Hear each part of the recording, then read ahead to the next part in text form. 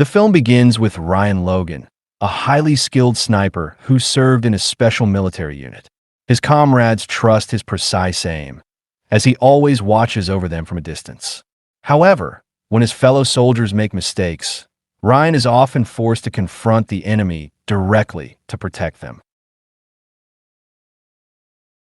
In the present day, Ryan has left military service due to injuries he sustained during his missions. He now spends his days teaching his son, Billy, how to hunt, hoping to pass on the skills he learned in the army. But Billy has no interest in hunting or killing.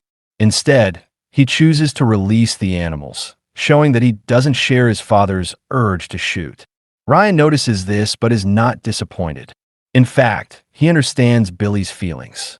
He no longer wants to be the kind of person who kills, as he had to be in the military.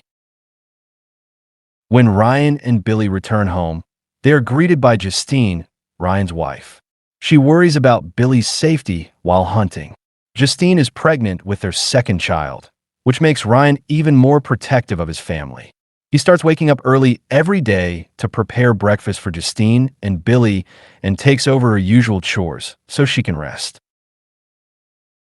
Later, after finishing his housework, Ryan heads to the military base, where he now trains young soldiers. His colleague Johnny mentions that their superior made a mistake by placing Ryan in a training role instead of keeping him in combat because of his incredible sniper skills. But Ryan has already decided that his days as a sniper are behind him. He just smiles at Johnny's words, content with his decision to leave the battlefield. Meanwhile, Justine is driving Billy to school when a reckless driver crashes into them, leaving them both severely injured. Ryan and Johnny rush to the hospital as soon as they hear the news. There, they are faced with heartbreaking information. Justine and Billy have lost a lot of blood and urgently need transfusions. The doctors also inform Ryan that they couldn't save Justine's unborn child. Ryan is devastated. He learns that his blood type matches both Justine and Billy, which means he has to make an unbearable choice: save one and let the other go. After agonizing over the decision, Ryan chooses to give his blood to Billy, letting Justine pass away. Deep down, he knows Justine would have wanted him to focus on their son. Even though it breaks his heart, Ryan stays strong because he knows he has to be there for Billy. At the same time, Johnny witnesses Ryan's pain and takes matters into his own hands. He tracks down the driver who caused the crash, who is also in the hospital, and takes revenge by kidnapping and torturing him. Justine has passed away, and Ryan now looks very different with much longer hair, but his thoughts often return to his late wife. Meanwhile, Billy has grown into a rebellious teenager who has repeatedly gotten into trouble with the law. A judge warned Ryan that if Billy messed up again, he would be sent to a social institution, as it seems Ryan can no longer control him. This made Ryan anxious, as he feared losing his only son. The next day, Ryan was called to the principal's office because Billy's school fees were overdue. Additionally, the school had lost patience with Billy's behavior. The principal gave Ryan a short deadline to pay the fees, or Billy would be expelled from school. Later, Ryan met Johnny at a cafe. Both had been out of the military for some time. During their conversation, Johnny offered Ryan a job that promised a lot of money. But Ryan knew the job was illegal, so he politely declined.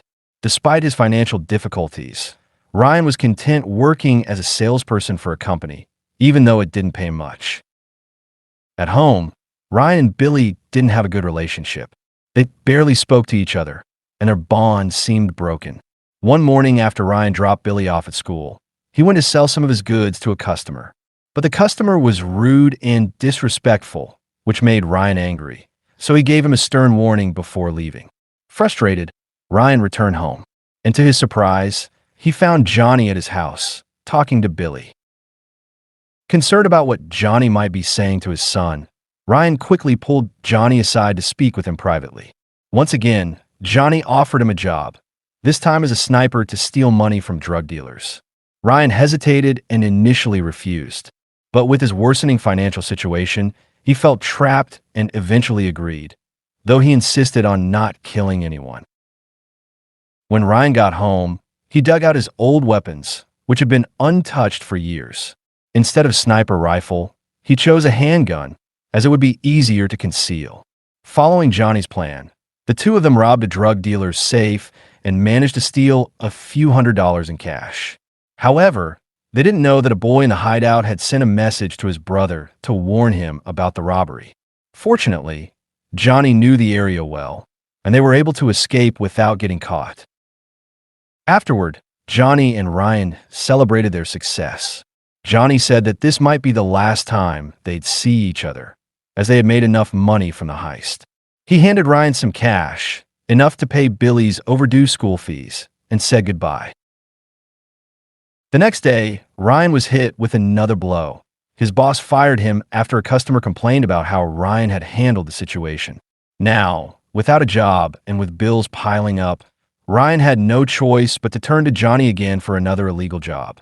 Knowing how desperate Ryan was, Johnny offered him a more dangerous task. This time, Ryan would need to use his sniper skills to protect Johnny from a distance during a meeting with drug dealers. As Ryan prepared for the mission, Billy came to him and asked if he could go out with his friends. Ryan, preoccupied with the upcoming task, gave him permission without much thought and continued getting ready. Shortly afterward, Ryan took position and observed Johnny from a distance as he met with the drug dealers. Johnny instructed him to stay alert and watch for any suspicious movements. During the meeting, the dealers accused Johnny of robbing their headquarters. But Johnny skillfully denied the accusations, and the situation did not escalate. Ryan, ready with his rifle, didn't have to fire a single shot. Meanwhile, Billy was out with his friends having a good time. They drank alcohol and enjoyed the evening.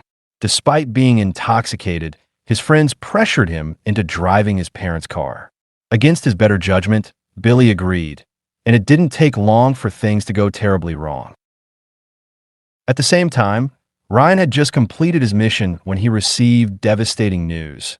Billy had been in a car accident and had caused significant damage. Angry and worried, Ryan rushed to help him, growing increasingly frustrated with Billy's constant mistakes. He still hadn't managed to pay Billy's school fees, and now they also had to deal with the repair costs. When Billy finally came home, he was filled with remorse and guilt. The weight of his mistakes became too much for him. He even thought about ending his life. Seeing his son in such a fragile state, Ryan set aside his anger and embraced him, offering comfort and support when Billy needed it most. Later, Ryan tried to make things right. He apologized to the owner of the car and offered to pay for the damages. Unfortunately, the situation became more complicated. The car owner, a lawyer, demanded full compensation and stated that Billy was no longer allowed to be friends with his son. Now, with an even greater financial burden on his shoulders, Ryan once again turned to Johnny.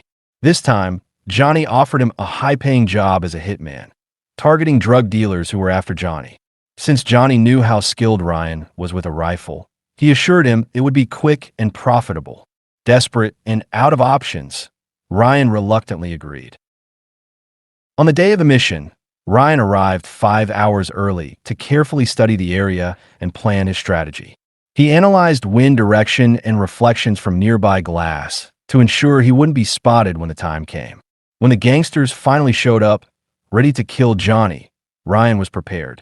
They demanded the money Johnny had stolen from their safe and held him at gunpoint.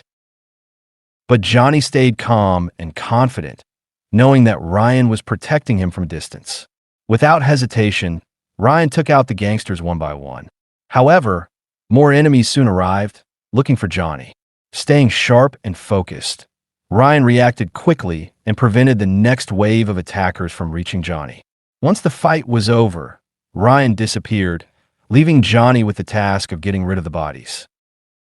The next day, the lawyer whose car Billy had damaged noticed Ryan lurking around the parking lot. Feeling uneasy, the lawyer quickly got into his car, but when he looked to the side, he was shocked to find Ryan already sitting inside, threatening him.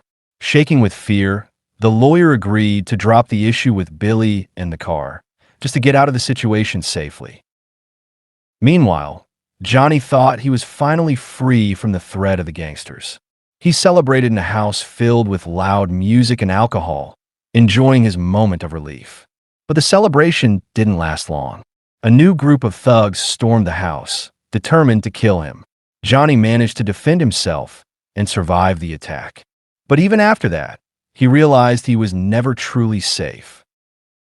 The next day, he went to Ryan's house and begged him for help on another mission. This time, however, Ryan refused. Frustrated and furious, Johnny suddenly attacked Ryan.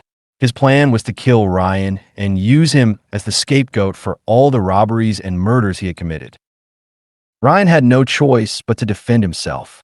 Just as the situation seemed hopeless, Billy appeared with Ryan's rifle and shot Johnny, ending the fight.